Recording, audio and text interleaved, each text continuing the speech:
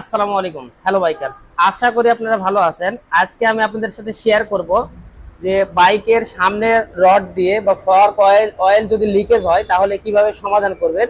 এটার যে সমাধান, এই সমাধানটা আমি প্র্যাকটিক্যালের মাধ্যমে A to Z আমি আপনাদের সাথে শেয়ার করব। তাহলে চলুন ভিডিওটা শুরু করা যায়। প্রথমে যেটা করতে হবে, এর যে কাউল আছে দুই পারে, এই দুইটা কাউল আমরা খুলে নিব। দেখেন খোলা হচ্ছে, এটা অনেক যত্ন সহকারে। এরপরে এই যে মাঠঘাট আছে, এই সামনের ফ্রন্ট ফেন্ডারটা, এই ফ্রন্ট ফেন্ডারটা আমরা খুলে নিব এবং খোলা হবে অনেক যত্ন সহকারে। আমি দেখেন প্রথমে বাইকটা ওয়াশ করে নিলাম। ওয়াশ করে নেওয়ার পরে এটা আমরা খোলা শুরু করছি। এই যে দেখেন কেন খুলতেছি সেটা তো বুঝতেছি নি। আমার বাইকে যে অয়েল সিল লিক হয়েছে, দ্যাটস ওয়াই আমি এটা খুলবো। খোলার জন্য আমাকে এই যে ফ্রন্ট ফেন্ডার, চাকা, এগুলো যা আছে সবগুলো খুলে আমরা কাজ শুরু করব। তাহলে আমরা স্টেপ বাই স্টেপ ভিডিওটা দেখে আপনারা খুব মনোযোগ সহকারে দেখবেন। এখন দেখেন চাকার নাট খোলা হচ্ছে। আমরা চাকাটা আউট করে নিব। চাকাটা আউট করার পরে আমরা সামনের যে মাঠঘাট আছে, ফ্রন্ট ফেন্ডার যেটাকে বলা হয়, এটা আমরা আউট করে নিব। তাহলে দেখেন চাকার নাট এবং অ্যাক্সেল যা আছে আমরা বের করে নিলাম এবং হলো এরপরে চাকাটা বের করা হচ্ছে। দেখেন এই যে চাকাটা বের করা অলরেডি হয়ে গেল। এখন আমাদের বাইকের যে ফ্রন্ট ফেন্ডার, এটা খোলা হয়ে গেল। আপনারা দেখলেন যে বাইকের যে ফ্রন্ট ফেন্ডার, চাকা সবগুলো কিন্তু খোলা হয়ে গেছে। এরপরে উপরে যে নাট বোল্ট আছে এগুলো আমরা খুলে নিব। মানে রডের সাথে যে নাট বোল্ট আছে এগুলো খোলা হচ্ছে। দেখুন রডের সাথে যে নাট এবং বোল্ট আছে, এই নাট বোল্টগুলো খুলে নিচ্ছি। খোলার পরে এই যে রডগুলো বের হয়ে যাবে। এই দেখেন এখন সকাপ একটা খোলা হয়ে গেল।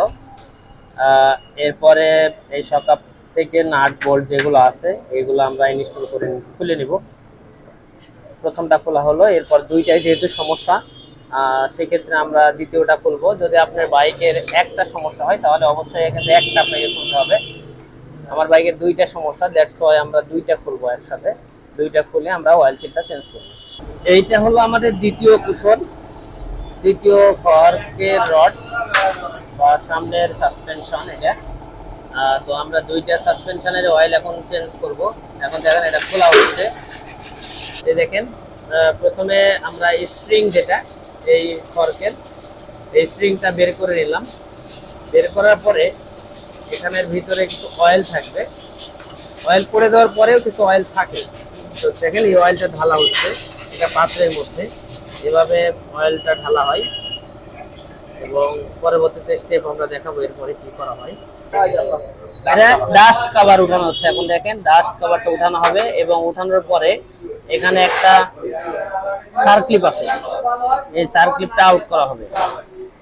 আউট করার পরে এখানে একটা স্পেশাল টুলস ব্যবহার করা হবে যার নাম হচ্ছে কি, ওর বলতে পারবেন এটার নাম কি? নাম বলতে পারবেন না, দেখেন আমরা বলে দেব। ফ্রন্ট ফর্ক অয়েল সিল ডিসমেন্টালিং টুল, সেটা হলো এই যে এইটার নাম।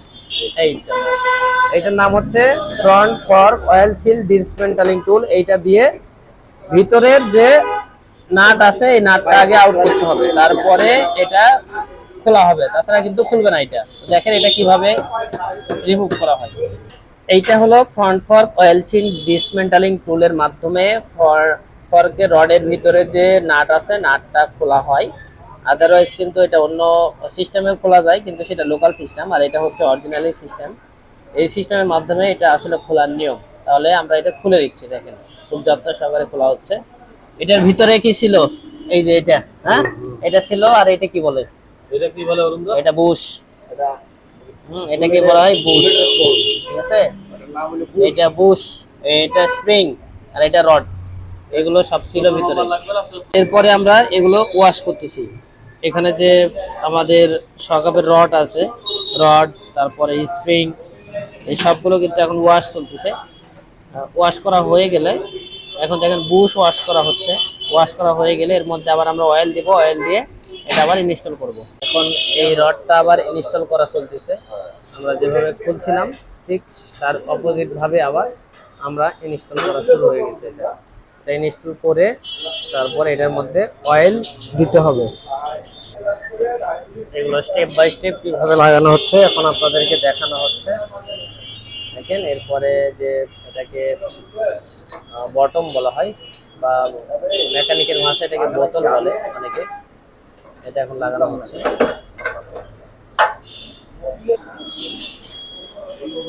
যে লাগানো হয়ে গেল,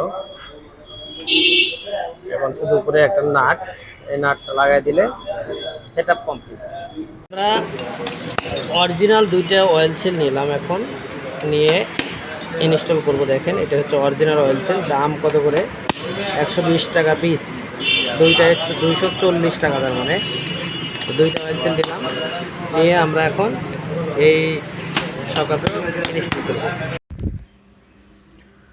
বন্ধুরা দেখুন, এখন আমরা নতুন একটা অয়েল সিল নিলাম, এ নিয়ে এই অয়েল সিলটা ইনস্টল করব।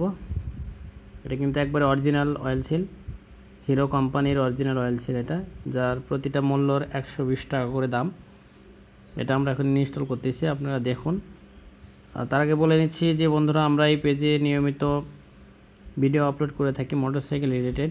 তো যদি আপনার মোটরসাইকেলের যে কোনো সমস্যা হয়ে থাকে, আপনি অবশ্যই আমাদের কমেন্ট করে জানাবেন আপনার মোটরসাইকেলে কোন ধরনের সমস্যা এবং কোন ধরনের ভিডিও আপনি পেতে চান, কারণ আমরা নিয়মিত মোটরসাইকেল রিলেটেড ভিডিও দিয়ে থাকি।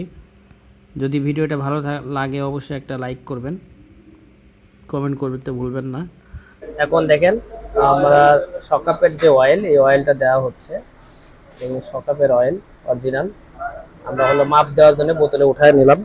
তো অরিজিনালি মাপ পাওয়া যাবে, এই জন্য 305 ml লাগে এক একটা লেগে লাগে হচ্ছে 305 ml। আমরা 305 ml মাপ দিয়ে উঠে নিলাম। এরপরে স্প্রিংটা ইনস্টল করা হচ্ছে। স্প্রিং এর ভাগ আছে, মোটা মাথা নিচে এবং পাতলা যে মাথা সেটাকে উপরে দিতে হয়। স্প্রিংটা ইনস্টল করা হয়ে গেছে, পরে উপরে যে নাট, এই নাটটা ইনস্টল করা হচ্ছে। দেখেন অনেক সুন্দর করে ইনস্টল করা হচ্ছে। এরপরে এটা ইনস্টল করা হচ্ছে, কমপ্লিট হয়ে গেছে আসলে অয়েল সিল চেঞ্জ করা। এরপরে দেখেন ভিতরে দেওয়া হলো, দিয়ে সবগুলো নাট আস্তে আস্তে টাইট দিবে এবং এরপরে কাজটা সম্পূর্ণ হয়ে যাবে। যখন নাটগুলো সম্পূর্ণ টাইট দেওয়া হয়ে যাবে, টাইট দেওয়া হয়ে গেলে মাঠগাট লাগাবে। মাঠগাট লাগানোর পরে চাকা লাগাতে হবে। চাকা লাগালে আমাদের কমপ্লিট হয়ে যাবে। এই পর্যন্ত দেখলেন আশা করি। এই তো এখন যেটা করা হচ্ছে, ফ্রন্ট ফেন্ডার যেটা মাঠগাট বলা হয়, মাঠগাটটা ইনস্টল করা হচ্ছে। এখন অনেক যত্ন সহকারে মাঠগাটটা ইনস্টল করা হচ্ছে। মাঠগাটের পরে যেটা করা হবে, চাকা ইনস্টল করা হবে, তাহলে আমাদের কাজ সম্পূর্ণ শেষ। এরপরে আপনারা যেটা করবেন যে হচ্ছে